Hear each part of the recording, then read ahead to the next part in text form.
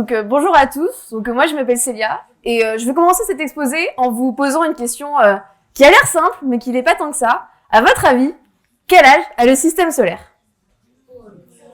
Est-ce que vous avez des hypothèses? Ouais. 12,8 milliards d'années? Le système solaire, ouais. T'inquiète. Ouais. 4,5 milliards d'années? Ok. Ça, est-ce qu'il y en a d'autres qui ont d'autres hypothèses? Ouais, au fond 5 milliards d'années? Ok. Ouais. 8 milliards. Ok, on tourne dans l'ordre du milliard de manière assez générale. Ok, bah c'est des bonnes hypothèses. On peut commencer par regarder une hypothèse assez ancienne. On peut commencer par regarder ce qu'en dit la Bible, par exemple. Pour la Bible, quel âge a la Terre? Parce que la Bible s'intéresse à la Terre. Donc déjà, ce que dit la Bible, c'est qu'au début, il n'y avait rien. Et Dieu, il s'est dit, le premier jour, hop, on va créer la lumière. Le deuxième jour, il a créé la Terre. Le troisième jour, les arbres. Le quatrième jour, les astres. Le cinquième jour, les poissons et les oiseaux. Le sixième jour, les mammifères, dont nous, les humains.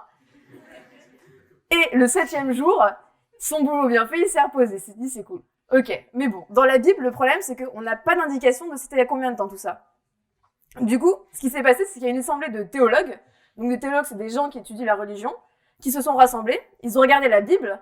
Et dans la Bible, ils ont vu, il y a Adam et Ève, c'est les premiers humains. Ok. Donc on va étudier le nombre de... Ils ont étudié le nombre de générations dans la Bible depuis Adam et Ève qui s'était écoulé, sachant qu'on connaissait la durée de vie d'Adam et Ève. Dans la Bible, Adam et Ève, ils ont vécu 200 ans à peu près. Ils sont morts à 200 ans, leurs enfants ont vécu 120 ans, un truc comme ça. Donc ils ont étudié le nombre de générations. Et grâce à l'étude du nombre de générations, ils ont pu en conclure que la Terre avait 6000 ans. On est loin des estimations que vous m'avez données, mais c'en est une. C'est l'hypothèse selon la Bible. On peut regarder notre religion. Dans la religion hindoue, par exemple. Dans la religion hindoue, il y a un dieu qui s'appelle Brahma. En fait, il crée l'univers à chaque fois qu'il se réveille et il détruit l'univers à chaque fois qu'il s'endort. C'est un cycle, et chaque cycle, ça s'appelle un jour de Brahma. Et donc dans la religion hindoue. Et donc, dans la religion hindoue, l'univers, et non plus la Terre, il a 4 milliards 300 millions d'années. Rien à voir. Mais la science dans tout ça, qu'est-ce qu'elle en dit la science? Quel âge a l'univers, la Terre, le système solaire? Bon, déjà, pour la science, la Terre, le système solaire, l'univers, c'est pas pareil. Donc nous, on va juste se concentrer sur le système solaire. Et donc, la question qu'on va essayer de répondre, en tout cas aujourd'hui, à laquelle on va essayer de répondre, c'est quel est l'âge du système solaire? Bon, déjà, je vais commencer par vous expliquer comment s'est formé le système solaire. Donc tout d'abord, il y avait qu'un vaste nuage de gaz et de poussière, qui était dans l'espace comme ça, qui datait de galaxies qui étaient là avant. Donc on a un vaste nuage de gaz et de poussière, et au centre de ce nuage de gaz et de poussière, c'est plus dense, c'est plus chaud, et cette zone plus dense et plus chaude, en fait, elle va conduire à l'allumage du protosoleil, donc de notre étoile, et ce protosoleil va grossir, grandir et se réchauffer jusqu'à devenir le soleil tel qu'on le connaît actuellement. Et le fait qu'on ait cette étoile qui soit formée au milieu, ça va en fait entraîner la poussière tout autour, qui va se mettre à tourner et à s'aplatir en fait pour former un disque protoplanétaire. Donc vraiment un disque, c'est un CD. Et vous imaginez que votre CD, au trou, le milieu, c'est le Soleil. Donc on a ça, donc avec ce disque de nuages et de poussière, de gaz et de poussière, pardon. Et donc dans certaines zones du nuage, il y a des poussières qui vont commencer à se coller en fait entre elles. Elles vont commencer à se coller petit à petit à cause de chocs aléatoires. Et après, plus le temps va passer, plus ça va grandir. Et avec la gravité, ça va former en fait des planètes et des astéroïdes. Plus ça va grandir, plus ça va former des grosses planètes. Et donc, une fois qu'on a donc cette espèce de planète qui s'est accrétée, ce que ça s'appelle l'accrétion, il va se passer une étape qu'on appelle la différenciation. Donc, en fait, une fois que la planète est assez grande, elle contient de l'aluminium, et un certain type d'aluminium qui est radioactif. Donc, comme il est radioactif, c'est comme dans les centrales nucléaires, il va fournir de la chaleur. Et cette chaleur, en fait, à partir d'une masse suffisante de planètes, la chaleur va être suffisante, en fait, pour faire fondre la planète. Donc, on va avoir une planète, ça va être que du magma, par exemple. Et en fait, ce magma, il va se passer quelque chose. C'est-à-dire que les éléments les plus lourds qui constituent le magma, qui sont généralement le fer et le nickel, ils vont couler au centre de la planète, par gravité, pour former le noyau. Et les éléments les plus légers, qu'on appelle généralement de l'olivine, c'est un type de minéral, l'olivine va aller plutôt en surface pour former la croûte et le manteau. Et donc, du coup, on va avoir une planète avec un noyau, un manteau, une croûte, comme la Terre, en fait. Et donc ça, c'est ce qu'on appelle la différenciation. Donc les planètes, elles sont différenciées. Donc ça, c'était les étapes de formation du système solaire. Comme vous l'avez vu, le truc que je vous ai dit, c'est que le premier élément qui s'est formé dans le système solaire, c'était le Soleil. Donc on va dire que l'âge du système solaire qu'on cherche à calculer, bah, c'est l'âge du Soleil. C'est assez c'est simple, donc du coup la question c'est bah, quel âge a le Soleil maintenant? Et ben en fait, on va regarder comment on peut dater le Soleil.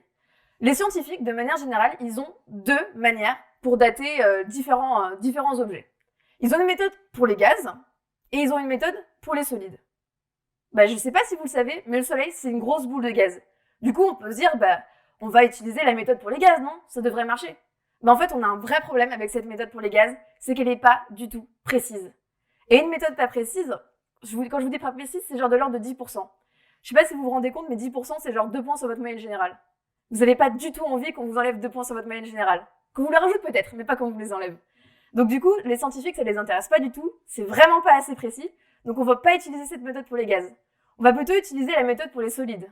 Mais le Soleil, c'est quand même toujours du gaz. C'est de l'hydrogène et de l'hélium. Enfin, de l'hélium et de l'hydrogène. Et donc, du coup, on peut pas utiliser directement la méthode pour les solides sur le Soleil. Donc là, maintenant, la question, ça va être, il faut qu'on trouve un solide qui soit aussi vieux que le système solaire. Que le Soleil. Et du coup, le système solaire. Donc la question, c'est, donc la méthode qu'on va utiliser, donc pour dater le système solaire, ça va être, d'abord, on trouve ce solide, qui est aussi vieux, et ensuite on le date. Je vais vous expliquer d'abord comment on va trouver ce solide, et ensuite je vais vous expliquer la méthode de la datation. Donc, qu'est-ce qu'on va bien pouvoir utiliser comme solide? Je sais pas si vous vous rappelez, mais au début, je vous disais que notre disque protoplanétaire, au début, constitué de gaz il est constitué de gaz et de poussière. Est-ce qu'on pourrait pas utiliser cette poussière qui était là au tout début, et qui, comme elle était là au tout début, elle est aussi vieille que le système solaire? Mais en fait, on va avoir un léger problème, c'est parce que, comme je vous l'ai dit, cette poussière, elle a servi à accréter les planètes. Elles se sont collées entre elles. Et aujourd'hui, si on tend un grand filet dans l'espace, et qu'on part vraiment avec une épuisette, on n'arrivera pas à trouver cette poussière, parce qu'elle sera toute accrétée dans les planètes, dans les astéroïdes et dans les autres objets du système solaire. Donc, on peut pas juste partir à la pêche à la poussière initiale, et donc il faut qu'on la récupère en fait. Voilà, c'est toute la poussière initiale, c'est accrété, c'est ce qu'on dit. Donc la question, c'est où peut-on retrouver la poussière initiale? Comme je vous l'ai dit, donc du coup, on a trouvé notre solide qui est aussi vieux que le système solaire. C'est la poussière initiale. La question maintenant, c'est où retrouver cette poussière? Donc, on pourrait utiliser les poussières de la Terre, comme je vous ai dit, puisque la poussière, elle a servi à former les planètes. Mais en fait, le problème de la Terre, c'est qu'elle a fondu. Comme je vous l'ai dit tout à l'heure, avec la différenciation, la Terre, elle a fondu, et ce qui fait que tous nos éléments constitutifs des poussières, ils sont allés à différents endroits. Il y a les plus lourds qui sont allés dans le noyau, et les plus légers qui sont restés à l'extérieur, dans la croûte. Et en fait, le problème, c'est qu'on a besoin de l'intégralité d'une poussière pour la dater. Ça, c'est à cause de la méthode dont je vais vous parler après. Et donc, le fait qu'on ait besoin de l'intégralité de la poussière, ça veut dire qu'on peut pas juste prendre un morceau de la croûte terrestre et la dater. Ça va pas marcher. En fait, il faudrait qu'on ait accès à l'intégralité de la Terre. Sauf que le problème, c'est que le noyau, il est inaccessible. On sait pas ce qu'il y a dans le noyau. On suppose, par des mesures de densité, que c'est plutôt du fer et du nickel, mais on n'a pas la composition précise. Et du coup, vu qu'on n'a pas la composition précise, on peut pas s'en servir.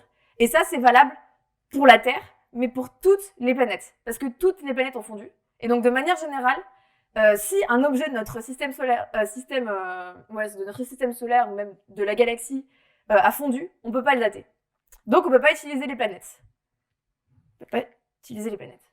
Donc, est-ce que vous avez une idée d'un autre objet qu'on pourrait utiliser pour dater notre poussière initiale, enfin pour trouver la poussière initiale? Ouais. La Lune, en fait, la Lune, c'est comme, c'est pas une planète, c'est vrai, c'est un satellite, mais elle a aussi fondu, elle s'est aussi différenciée, donc on peut pas pouvoir utiliser la Lune. Ouais. Ouais, un astéroïde, c'est ça. On va aller chercher les astéroïdes. Sauf que, en fait, il y a toujours un problème avec les astéroïdes, c'est que les astéroïdes, ils sont généralement dans l'espace. Et l'espace, c'est loin, c'est compliqué d'y aller, et les mesures à distance, c'est pas précis. Et en plus, ça coûte une fortune. Donc ça nous intéresse pas trop. Ce qui serait bien, c'est ce serait de trouver des astéroïdes sur Terre. Et ça, des astéroïdes sur Terre, ça existe. Est-ce que vous savez comment ça s'appelle? Ouais. Presque. Des météorites, exact. C'est pas des météores, c'est des météorites. C'est ça. Donc du coup, on a enfin trouvé, on sait qu'on va prendre des astéroïdes et on sait où les trouver, c'est sur Terre. Et on va utiliser donc pour ça des météorites. Donc soyons précis, c'est quoi une météorite? C'est exactement, en fait, c'est ce que je vous dis, c'est la définition d'une météorite même. Une météorite, c'est un morceau d'astéroïde ou de planète qui s'est écrasé sur Terre et qui a survécu à sa traversée de l'atmosphère. Et donc, on peut le trouver. Donc, c'est vachement bien pratique, une météorite, pour avoir accès à la poussière initiale. On a juste à récupérer un morceau de caillou et on est bon. Mais le problème, c'est qu'en fait, il y a plein de types de météorites différents. C'est bien le problème. Quand les chercheurs ils ont trouvé plein de météorites, elles avaient plein d'allures différentes. Et en fait, si elles ont des allures différentes, on peut supposer qu'elles n'ont pas le même âge.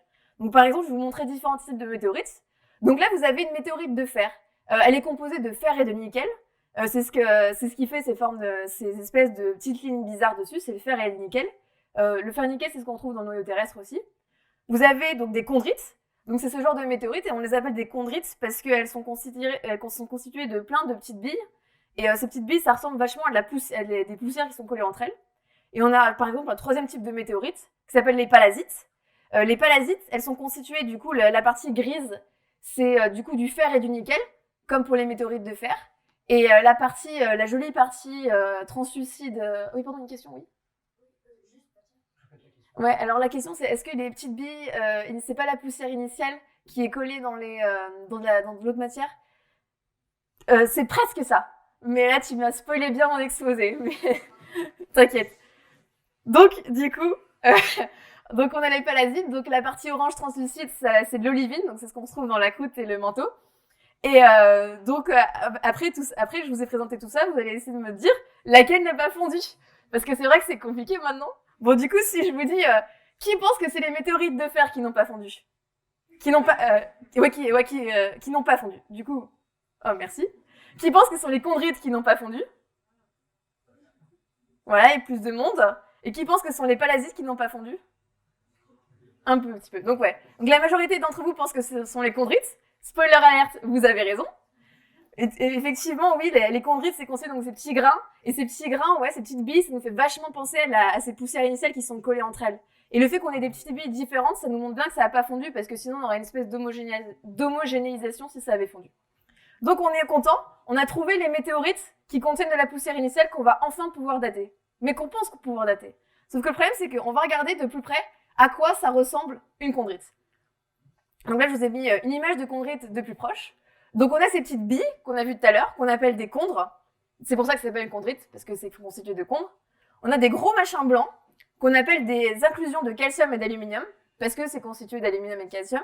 Et enfin, on a l'espèce de colle qu'il y a autour, de ciment, qu'on appelle la matrice. Et en fait, le fait qu'on ait encore une fois des trucs différents dans notre chondrite, bah, ça va nous faire penser que chacun de ces éléments a un âge différent. Donc la question c'est, lequel est le plus vieux? Quel matériau on va pouvoir dater? Et lequel va pouvoir nous renseigner sur l'âge du système solaire. Donc, quel matériau maintenant? Alors, ce qu'on va faire, c'est que, en fait, au début, je vous ai dit, c'était un nuage de gaz et de poussière. Je vous ai un peu menti. C'est pas au tout début, il y a même pas de poussière. C'est que du gaz. Il fait tellement chaud dans le système solaire que tous nos matériaux, enfin que tout ce qu'il y a dans le système solaire, c'est sous forme de gaz. On n'a pas de poussière. Et en fait, le système solaire va refroidir petit à petit.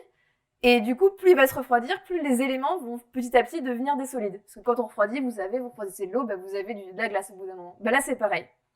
Donc du coup, ce qu'on va faire, c'est qu'on va prendre nos différents matériaux, on va les mettre dans un four, on va mettre à une température super élevée, et donc du coup, on va faire fondre tous nos matériaux, on va baisser la température, et on va regarder lequel va se solidifier en premier. Parce que celui qui se sera solidifié en premier là, c'est celui qui se sera solidifié en premier pendant la formation du système solaire, et donc ce sera le solide le plus vieux du système solaire. Donc on fait ça, et là on voit que le premier solide qui se forme, c'est pas les chondres comme on aurait pu le penser, mais ce sont les CAI. Du coup, les solides les plus vieux de notre système solaire, donc les solides qui ont le même âge que le système solaire, ce sont les CAI. Et donc on est content, on a enfin trouvé la chose précise qu'on va dater.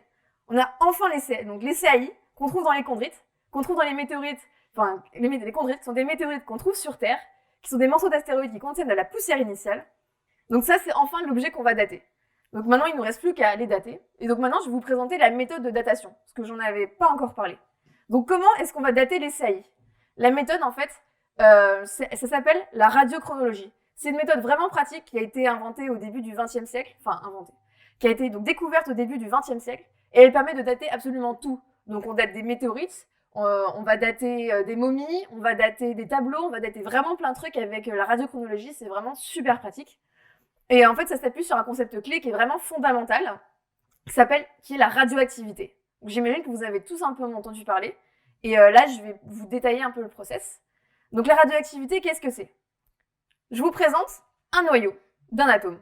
Donc un noyau, c'est constitué de neutrons et de protons, j'imagine. Et en fait, il y a deux catégories de noyaux d'atomes. Il y a les noyaux stables, qui sont contents tels qu'ils sont et ils vivent leur vie tranquille dans leur coin. Et il y a les noyaux instables. Eux, par contre, généralement, genre, ils sont gros, ils aiment pas trop la manière dont le nombre de protons et de neutrons qu'ils ont. Et donc, du coup, ils sont, comme on dit, instables, et ils vont avoir tendance à se casser en deux. Ils vont avoir tendance à se casser en deux en faisant un noyau tout petit, léger et dont on s'en fiche, et un autre noyau qu'on appelle le noyau fils, comparé au noyau père qui s'est désintégré. Ce noyau fils, il peut être stable, on est content, ou alors il peut être instable et se décomposer lui-même. Et ça, cette décomposition, ça fait une chaîne de décomposition jusqu'à ce qu'on atteigne que des noyaux stables. Et en fait, le truc, c'est que on ne sait pas combien de temps un noyau ça met à se désintégrer. Si vous regardez un noyau radioactif, un seul, vous savez pas s'il va se désintégrer dans les 10 secondes ou dans les 10 milliards d'années. C'est impossible à savoir. Le seul concept qu'on sait là-dessus, c'est quelque chose qui s'appelle la demi-vie. Et c'est super important. Alors la demi-vie, qu'est-ce que c'est? C'est la durée au bout de laquelle la moitié des noyaux radioactifs qu'on a se sont désintégrés en noyaux fils. Donc par exemple, au temps 0, donc on a 0 demi-vie, on a 100 noyaux pairs. Voilà, ça c'est les noyaux pairs, les noyaux bleus. Et donc on va regarder quand est-ce qu'ils se décomposent en noyaux fils, les noyaux rouges. Donc au bout de 0 demi-vie, on a 100 noyaux pairs, 0 noyaux fils. Au bout d'une demi-vie, je vous ai dit, la moitié s'est décomposée. On n'a plus que 50 noyaux pairs et on a formé 50 noyaux fils. Au bout de 2 demi-vies, parmi ces 50, il y en a la moitié qui sont décomposés. Donc on en a 25, plus que 25 noyaux pairs, et on a au total 75 noyaux fils, et etc. 3 demi-vies, 12,88, 4 demi-vies, 5 demi-vies, 6 demi-vies. Et au bout de 7 demi-vies, on en a enfin plus. On n'a plus de noyaux pairs, on n'a plus que des noyaux vies, des noyaux fils. Et donc, si on fait plus de demi-vies que 7 demi-vies, dans ce cas-là, vous voyez bien que il se passe plus rien. Et donc, du coup, on perd de l'information. Et en fait, la radiochronologie, ça va être ça. On va compter le nombre de noyaux pairs, on va compter le nombre de noyaux fils, et selon le rapport qu'on a entre les deux, on va pouvoir remonter à combien de demi-vies se sont écoulées depuis la création de notre échantillon, de notre roche. Et donc, en fait, ce nombre de demi-vies, ça va nous donner l'âge de notre échantillon. Et c'est ça qu'on veut, l'âge de notre échantillon. Le seul petit problème, c'est qu'en fait, la demi-vie, elle est spécifique à chaque élément. Le fer aura pas la même demi-vie, les noyaux radioactifs de fer n'auront pas la même demi-vie que les noyaux radioactifs de polonium, n'auront pas la même demi-vie que les noyaux radioactifs d'iode, etc. Du coup, en fait, comme une demi-vie c'est spécifique à un élément, il faut qu'on choisisse quel élément du tableau périodique des éléments on va choisir et on va utiliser pour notre datation. Donc voilà, on a enfin la méthode, on a l'échantillon, il ne nous reste plus qu'à choisir l'élément et on a enfin toutes les clés pour dater le système solaire. Donc, quel élément choisir? Là, je vous ai mis un tableau avec différents éléments, différentes demi-vies qui leur sont attribuées. Vous voyez que c'est très très varié. On a le polonium, un isotope du polonium a une demi-vie de 0,3 microsecondes, alors qu'il y a l'uranium, il y en a un qui a une demi-vie de 4,47 milliards d'années. Donc vraiment, on a de tout comme type de demi-vie, ça peut être n'importe quoi. Donc vous vous souvenez, je vous ai dit tout à l'heure, à partir d'un certain nombre de demi-vies qui s'est écoulé, quand on aura transformé tous les noyaux pairs et qu'on n'aura que des noyaux fils, on va perdre l'information. Donc du coup, les demi-vies trop courtes, on n'en veut pas. Parce que ça veut dire qu'il sera passé suffisamment de demi-vies pour qu'on perde l'information sur l'âge. Donc on va pas choisir les demi-vies les plus courtes. Et il nous reste plus que là le carbone et l'uranium. Le carbone, sa demi-vie, c'est 5730 ans. Ce serait assez pour dater le système solaire si l'hypothèse de la Bible était la bonne. Mais vous m'avez tous suggéré des grandes demi-vies de l'ordre du milliard d'années. Pour ces grandes demi-vies-là, le carbone, ça va pas être assez. Donc on va plutôt privilégier l'uranium, qui a la demi-vie de 4,47 milliards d'années. Et sa demi-vie, elle est suffisamment grande pour que toutes vos hypothèses, elles puissent être validées par l'uranium. Donc du coup, on va faire la radiochronologie avec l'uranium. Et là, on a enfin toutes les clés pour dater le système solaire. Du coup, je vais enfin pouvoir répondre à ma question, qui est quel est l'âge du système solaire. Et en fait, donc, avec des équations qui sont un peu trop compliquées encore à votre niveau, mais qui sont super intéressantes, je vous encourage à aller vous renseigner. on va pouvoir trouver que le système solaire, il a 4 milliards 567 millions d'années. Vous étiez pas très loin. Donc, voilà. Donc, ce que je voudrais que vous reteniez de cet exposé, il y a plein de trucs, c'est déjà les météorites. C'est super cool. C'est des outils qui sont vraiment très utiles et on peut extraire plein de données de ces cailloux. Et là, on a fait de l'âge du système solaire, mais ça nous apprend plein d'autres trucs. La radiochronologie, c'est vraiment une méthode qui est simple en soi. Vraiment, j'espère que vous avez trouvé ça simple quand je vous l'ai expliqué. Mais c'est vraiment puissant. On peut dater vraiment plein de trucs. Et enfin, le système solaire, on a répondu à une question, mais il y en a encore beaucoup d'autres. C'est vraiment super intéressant et on a encore très peu de réponses. Et c'est toujours très intriguant. Voilà, merci beaucoup.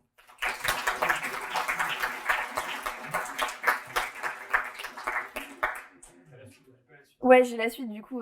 À votre avis, c'était de quelle discipline? Ouais. SVT? Ouais, c'est ça. C'est les sciences et vie de la Terre. Et même, est-ce que vous avez une idée plus précise de la discipline dans laquelle, à laquelle ça correspond? Ouais. Non, astronomie, c'est de la physique. Du coup, moi, je fais pas d'astronomie. Du coup, ouais. Géologie, ouais. Donc, je pense que vous pourrez pas être plus précis que géologie. En fait, c'est de la géochimie. Et même plus précisément, ça s'appelle de la cosmochimie, ce que je fais et ce dont je vous ai présenté. Parce que la cosmochimie, du coup, c'est l'étude de la composition des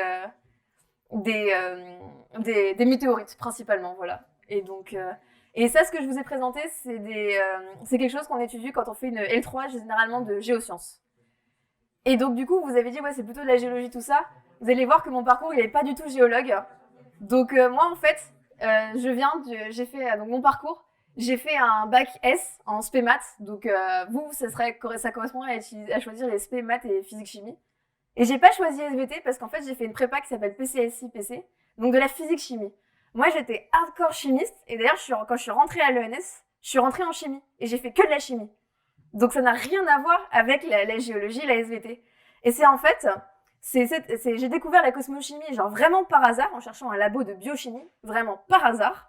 Et je suis tombée amoureuse de cette matière, et c'est pour ça que cette année, je fais un master 2 de géochimie, en fait, pour plus tard faire la cosmochimie. Et l'année prochaine, d'ailleurs, je vais commencer une thèse en cosmochimie. Donc vraiment, c'est un truc qui m'intéresse vraiment beaucoup. Et du coup, pourquoi la cosmochimie? Mais en fait, c'est parce que j'adore la chimie. Et quand j'étais petite, j'adorais l'espace. Genre, vraiment, c'est un truc, ça me passionnait de ouf. Et en fait, j'ai découvert cette matière qui relie les deux. Et du coup, genre, j'étais vraiment trop contente de pouvoir faire les deux. Et aussi, je trouve que c'est super intéressant de pouvoir répondre à ce genre de questions, genre quel âge a le système solaire, comment est-ce qu'il s'est formé, etc. Et ça me fait vraiment plaisir de pouvoir répondre à ces questions. Donc voilà, si vous avez des questions. Ouais. Non, pas forcément. Ouais, est-ce que quand je fais fondre les différents matériaux pour avoir lequel c'est fondu en premier, c'est pas forcément une cloche à vide. Enfin, je dis fondre parce que c'est plus facile. Généralement, c'est des simulations en fait qu'on va faire tourner sur ordinateur. Mais non, c'est pas forcément dans le vide en fait. C'est parce que vu que c'est une question de lequel le fait en premier, on n'a pas besoin d'être dans les mêmes conditions. Voilà. Est-ce qu'il y a d'autres questions? De toute façon, je serai là pour répondre à vos questions après, si vous en avez d'autres. Ok, merci beaucoup.